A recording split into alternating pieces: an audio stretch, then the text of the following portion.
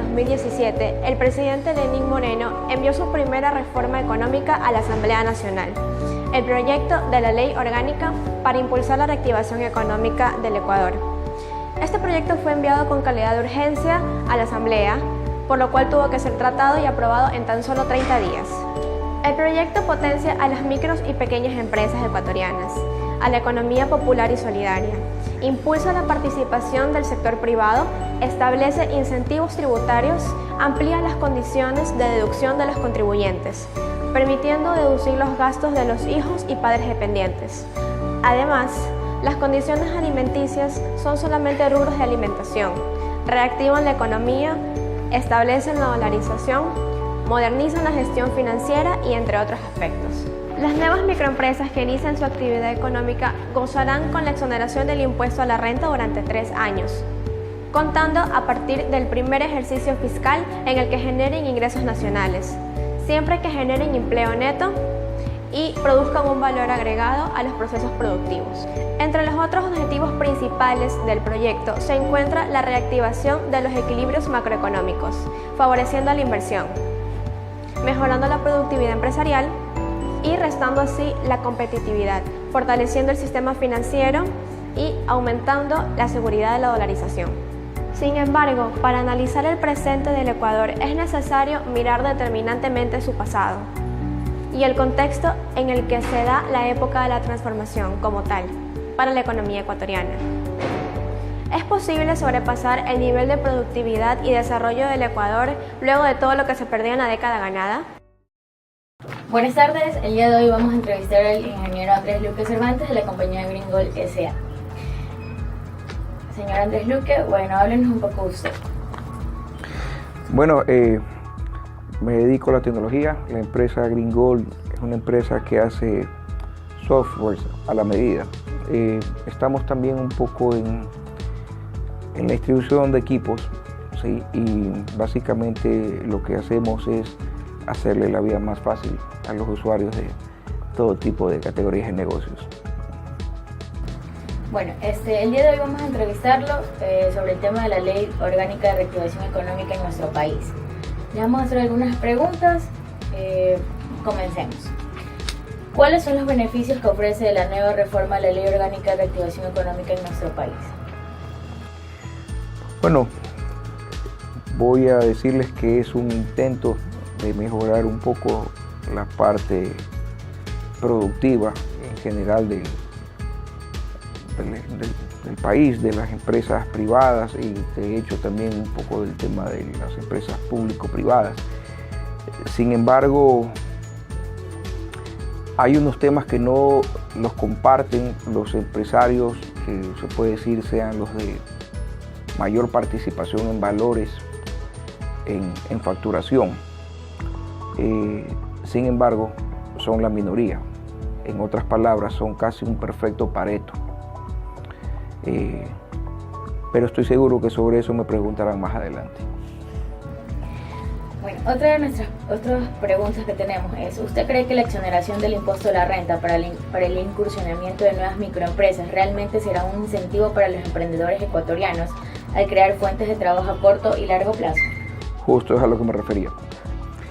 Uno de los tantos temas que podría abarcar la respuesta que les di hace un momento. La eliminación del impuesto a la renta es para empresas que facturan hasta $300.000 al año.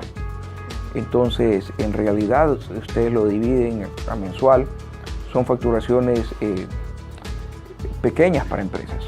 Entiéndase que, como dijo el señor presidente de la República, el licenciado Lenín Moreno, es la gran mayoría, pero hablemos en unidad de empresas.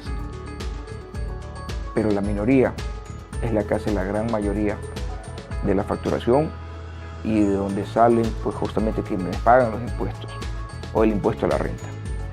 Y en ese caso a ellos se les subió el 1%. Como comprenderán, como empresarios no es algo que nos termine de gustar porque esperábamos algo distinto en ese tema puntual. Sin embargo, debemos ser solidarios porque la época actual así nos lo exige. Repito, no estoy contento con eso, porque en realidad los que tenemos una facturación mayor a eso, que somos tal vez minoría, pero en dólares somos los que realmente ayudamos a los ingresos impositivos y tributarios. Ahora, respecto a parte de la pregunta, que si eso puede incentivar, sí, por supuesto que puede ser un incentivo para emprendimientos, claro que sí, pero se está hablando de desarrollo, y un desarrollo realmente no solo se basa con emprendedores, que son emprendedores que pueden iniciar, pero si realmente logran crecer, muy rápidamente estarán superando los $25,000 mensuales de facturación.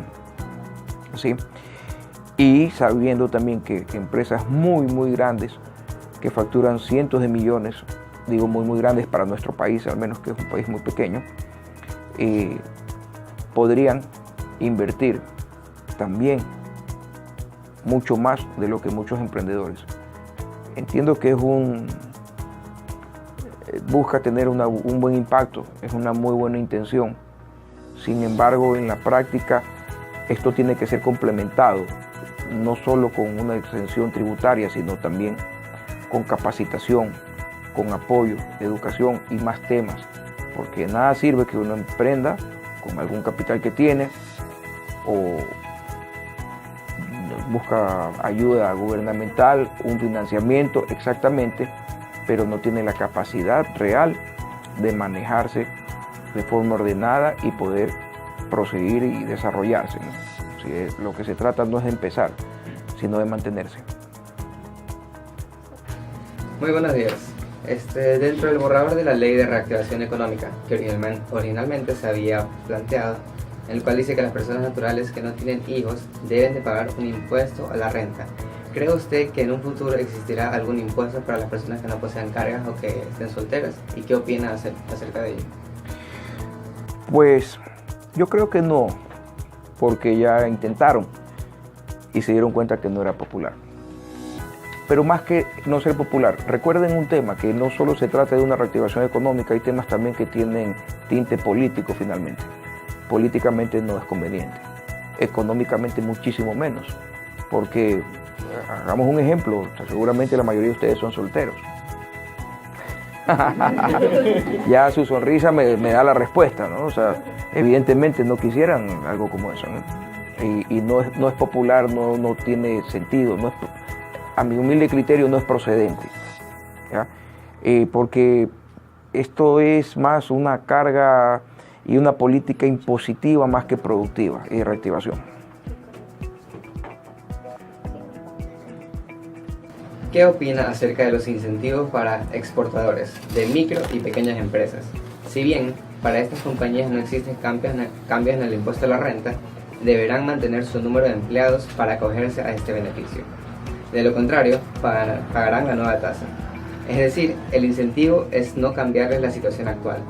Adicionalmente, las microempresas gozarán de 2 años de exoneración del impuesto y a las exportaciones se les devolverá el impuesto a la salida de divisas, que no se use en pago de impuesto a la renta en no más de 90 días. Ok, en realidad hay parte de todo lo que me estás diciendo ya existe, ¿sí? Y tiene que ver un poco con mi apreciación de lo que conversamos anteriormente, ¿no?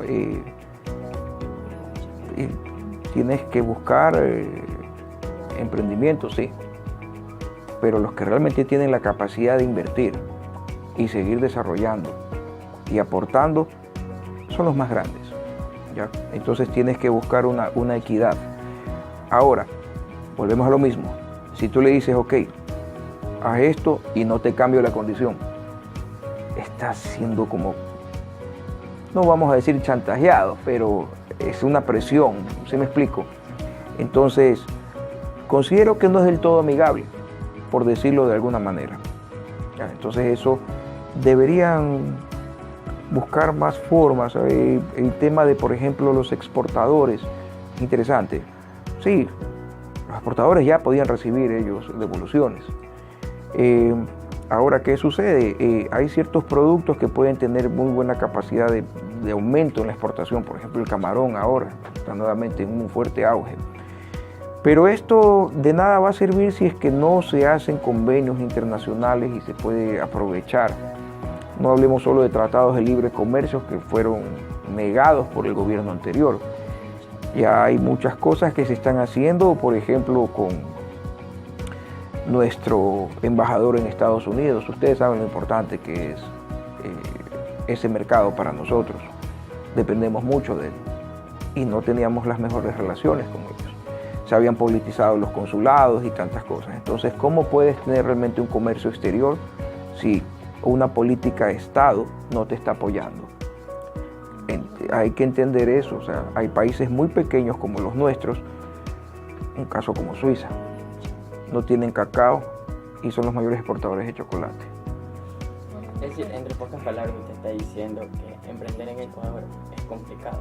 Por supuesto, no solo se debe a temas tributarios, tienes problemas laborales, ¿sí? Entonces, sí, comerciales, que es justamente lo que notaba hace un momento. O sea, porque tú, si te pones a ver, vuelvo al ejemplo de Suiza. Suiza siendo un estándar de vida per cápita bastante elevado, casi que podemos decir que todo suizo es millonario. ¿Sí? Y mira, Ecuador podría ser mucho más con todos los recursos naturales que tiene. ¿Sí? En general, globalizado, en concreto, cerrando la argolla. Ha habido muchos temas, se ha trabajado mucho, se ha logrado mucho en ciertas cosas, pero muchas veces los discursos demagógicos o los cálculos políticos no han permitido de que como global nuestro país surja económicamente y, ¿por qué no?, sea una potencia. Si bien es cierto, los suizos han tenido otros tintes, ¿sí?, pero en sí su manejo económico ha sido bastante bueno. Muchos los critican como paraíso fiscal porque supuestamente son un país que goza de imparcialidad, sin embargo siempre están parcializados. ¿Considera usted que el proyecto de ley orgánica de reactivación económica realmente beneficiaría a los empresarios? ¿Considera usted que el proyecto de ley orgánica de reactivación económica realmente beneficia a los empresarios? Mira, realmente no creo que sea un tema que pueda incentivarte a un crecimiento como tal. Hay cosas buenas, definitivamente, pero como lo hemos conversado, hay cosas que te dicen sigue así porque si no, ¿se me explico? Y no creo que sea la forma, no es la forma amigable. Teníamos un tema también antes, voy a hablar también un poco del gobierno anterior, tal vez, ¿no? En el sentido de que muchas veces parecía que podía ser hasta un pecado crecer como grupo, como empresa, ¿sí? Y los empresarios se sentían muy incómodos por muchas cosas. Sin embargo, hubo condiciones para salir y seguir adelante. El gobierno actual está empeñado en poder recuperarse, poder primero cubrir todo el endeudamiento que nos dejó el gobierno anterior. Y segundo, pues permitir pues, que haya más productividad, más producción, más trabajo, ¿ya? Y definitivamente, ¿cómo logras eso? Sumando un poco todo lo conversado. Tiene que haber una mejor balanza comercial. No olviden que nosotros tenemos dólares y el Ecuador es un país que tiene dólares devaluados. Y además, acerca del cambio del incremento del 22 al 25% del impuesto a la renta, ¿considera usted cuáles serían las ventajas y desventajas en las empresas? Bueno, definitivamente es un impuesto incrementado. Ese dinero exactamente ahuyenta inversión. Ese pago extra te hace sentir de alguna forma que en vez de premiarte por tener un crecimiento, te están castigando. En todo caso, por otro lado, el gobierno tal vez yo considero tiene el punto de vista en decir, bueno, seamos solidarios. Los que más tienen, compartan. Pero ¿sabes qué? Tienen que trabajar también mucho con los que menos tienen. Pero es un tema de cultura. porque muchos se acostumbran a que le dan y no comienzan. Parasitismo. ¿Qué sucede con los que cobran el bono? No digo que el bono no sea bueno. En la vereda se lo gastaron en recargas celulares. En la vereda. Incluso hay personas que cobran el bono, pero igual siguen como que teniendo hijos, y como que ya tienen como que esa vida de, ok, tengo otro hijo y me van a dar el bono. Así es. En realidad son fallas en los sistemas sociales que los tienen países de primer mundo también. Hay gente que se aprovecha mucho del sistema, por ejemplo, hablemos de América, el país más poderoso de América, por lo menos ellos creen que son del mundo, pero digamos de América, que es Estados Unidos. Eso pasa también mucho con la seguridad social de ellos, con el sistema. Ustedes saben también, hablemos de las fallas o ciertos temas que uno puede aprovecharse del sistema. Donald Trump, de su quiebra sacó un beneficio muy grande y ahora terminó hasta siendo presidente. Buenas tardes. A través de la reforma del Código Monetario se eliminará la exclusividad del Banco Central de proveer moneda electrónica, sabiendo que fue un tema muy polémico de ingresar ahora la moneda electrónica y no utilizar ya algo físico. Aún más, limita las funciones de la Junta Monetaria al regular los medios electrónicos y pagos designados al Banco Central del Ecuador, el control del mismo. ¿Qué opinión tiene al respecto? Me parece muy bien que lo hayan hecho de esa forma porque como lo quería hacer el gobierno anterior, al menos no tenía mucho sentido. Esto no es malo porque el dinero electrónico es algo que es del día de hoy. Hay ciertos temas, por ejemplo, la moneda en realidad no es nuestra. Como hablábamos hace un momento, tenemos un dólar devaluado. ¿Sí? Lo que se compra aquí con un dólar no es lo que se puede comprar con un dólar en Estados Unidos. ¿Sí? Creo que toda la polémica que se armó obedece a que esto es un negocio finalmente. Pagos electrónicos y todo eso, donde se mueve dinero y se comisiona por eso. Definitivamente los bancos privados lo querían y lo lograron. Me hace pensar como ciudadano común, como votante, no digamos como empresario o usuario de banca electrónica, de que llegaron a un buen arreglo. Para que los bancos privados comiencen a de esta manera. Así es. Es decir, como que ahí sí el ciudadano se va a incentivar a obtenerla porque tendrá como un aval en caso de que surja algún fraude, no como el Banco Central, que como es manejado el Estado dice, pues bueno, tengo que pagar deuda, le puedo pagar al Banco Central y comienzan a haber. Se perdió la confianza, sobre todo por todo lo que hizo el gobierno anterior en las instituciones del Estado. Entonces eso ha creado un estigma. Definitivamente a nadie le gusta que el Estado maneje sus cosas, porque el Estado a nivel mundial no es tan buen administrador. Son muy pocos casos realmente de éxito de manejo. Con la reforma tomada por el gobierno de la devolución del 1% por las compras del impuesto al 12% del IVA con medios electrónicos, se logrará impulsar el uso consciente de este tipo de medios en el futuro. Es decir, estamos hablando todavía con el dinero electrónico. Sí, claro. Bueno, es una propuesta que definitivamente te entrega un beneficio, ¿no? Ahora, el dinero electrónico es muy importante y sería muy bueno que muy rápidamente la gente se acostumbre a eso. Nosotros estamos dolarizados, es una moneda dura, pero como dije hace un momento, el dólar no es nuestra moneda y no hay mucho circulante. Esto obedece a muchas razones, sobre todo de tinte económico. Ahora, ¿qué sucede? Si tú no tienes una balanza comercial, digamos, correcta, positiva, por decirlo así, los dólares se te fueron y no vas a tener dólares acá. Ahora, el dinero electrónico debe tener un respaldo lógico e inteligente, ¿sí me explico? Y eso es lo que se está buscando. Y el uso del dinero electrónico es mejor hasta por todos los temas, exacto, porque no te asalten y tanta cosa. Ustedes viajan a países de primer mundo, muy poco dinero tienen efectivo la gente, muy poco. Te pagan hasta cosas que es menos de $1 con la tarjeta de débito, de crédito. El crédito es lo que manda. Ya, ¿no? Actualmente también en otros países se utiliza el celular y con el mismo celular. Totalmente. Tú con tu celular haces pagos. Les digo, eso es un tema que a mí en lo particular me gusta porque yo estoy en sistemas. Entonces son cosas que a mí me convienen, por supuesto. Pero al margen de todo eso, analicen un poco esto. Las empresas más poderosas del mundo son de tecnología. Telecomunicaciones. No hablemos de los petroleros, que realmente no son los más poderosos finalmente. Sí. Pero la tecnología sí. Tenemos ahí Microsoft, tenemos Apple, sí, Google. ¿Ya? Amazon, si bien es cierto, termina siendo también logístico, pero es una plataforma tecnológica. ¿Sí? Entonces, hablemos de casos como Claro, todo lo que son telefonías, telecomunicaciones y todo eso. Alguna vez escuché a alguien decir, el mejor negocio del mundo, se referían a Pacifictel, ¿no? El mejor negocio del mundo es una empresa de telecomunicaciones bien administrada. Y el segundo mejor negocio del mundo es una empresa de telecomunicaciones muy mal administrada.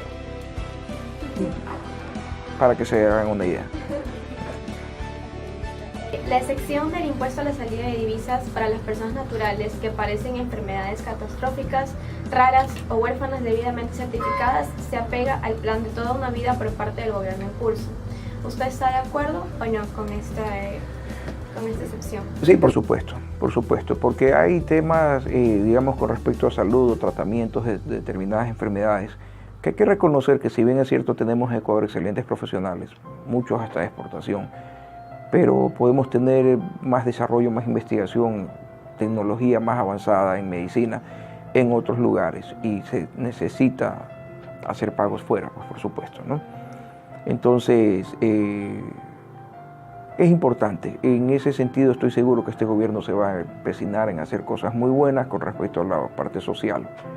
Ya lo demostró el presidente actual, el licenciado Lenín Moreno, cuando en su momento fue vicepresidente, con su obra social. Sí. Más que nada es un intento de, bueno, el gobierno anterior intentó empoderar mucho a la producción nacional. O sea, intentar decir, no, lo que tenemos aquí es bueno y se puede consumir aquí y no hay necesidad de traerla al exterior o de comprar servicios y productos al exterior. También es como... Así es, pero en contrapunto trajo no sé cuántos médicos cubanos que todavía están por ahí. Sí, entonces, sí, yo creo que en el fondo cualquier gobierno tiene sus cosas buenas y sus cosas malas, ¿no? Pero puntualmente lo que me estás preguntando en particular me parece positivo, me parece que es correcto, me parece que está bien. ¿Usted qué cree que pasará con las cuentas de dinero electrónico activas? ¿Se cerrarán esas cuentas o qué pasará con ese dinero?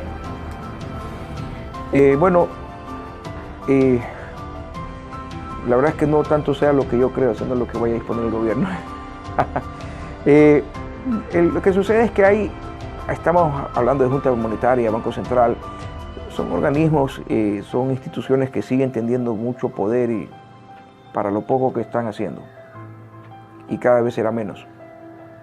Realmente o deberían desaparecer o fusionarse en un ente mucho más liviano, hasta para bajarle el peso a la burocracia, ¿no? Y eso más que un parecer es algo que disponga después el gobierno, porque no sé cuánto tiempo le dure con ciertos servicios de vida al Banco Central y a la Junta Monetaria.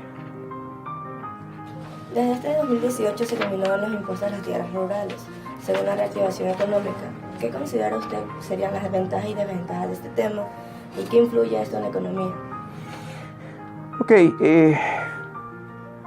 esto tiene que ver no solo con un tema económico, un poco es lo que hablábamos hace un rato también, ¿no? Esto tiene que ver un poco más con cultura, con educación, con apoyo. Hemos visto tantos intentos a lo largo de la historia y de los diferentes gobiernos con respecto al agro. Hubo una reforma agraria, estallera y tantas cosas, todo lo que se ha venido dando a través de la historia.